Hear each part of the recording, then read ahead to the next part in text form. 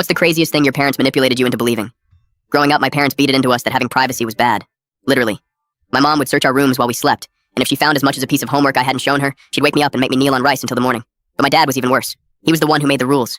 He decided how long we should kneel, if we were allowed to lock the bathroom door, and the clothes we wore so he could see the work he did on us if we broke the rules. I absolutely hated both of them, and I hated their rules. I tried to rebel as much as possible.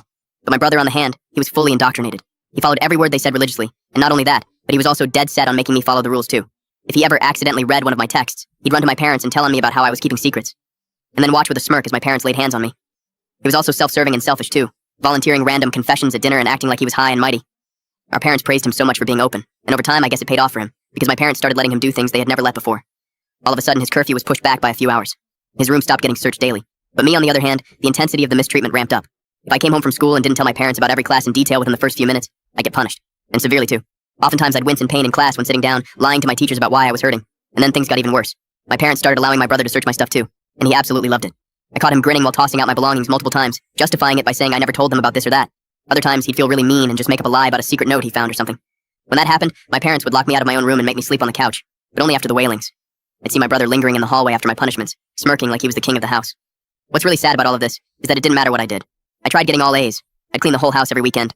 I'd offer to cook dinner for them. But if I wasn't sharing every little detail about my life with them, they looked at me like I was less. Eventually, they even started giving me the silent treatment. They'd all eat dinner together and leave me at the kitchen counter, alone. One night, after a particularly bad punishment from my parents, I was feeling particularly low, and that's how I made the biggest mistake of my life. I thought I could trust my brother. I was desperate for some kind of ally, so I told him how I felt. Within an hour, my dad had me laying face down over his lap, getting the belt out. I remember holding the pillow in my mouth, biting it not to scream. 1, 2, all the way up to 10. I remember that being my breaking point. This whole time I had truly believed my brother was just complying with them out of fear. But no, he really believed everything they were teaching us. I don't think I ever felt worse than I did that night. After that, I just stopped fighting. I threw away my journals, I deleted all my old texts and never messaged anyone unless I had to. If I was forced to confess something, I just made stuff up. However, there was still that little glimmer of resilience within me, and of course that came back to bite me. My brother caught me writing a little note to myself, the one private thing I still did, and immediately sprinted to my parents. As expected, they absolutely lost it. My mom screamed that they were done. My dad got the belt again. My flip phone was smashed against the wall. I wasn't allowed to eat for 3 days. In the aftermath, they even started following me around the house so I couldn't be alone. They made me stand in the living room confessing secrets 3 times per day.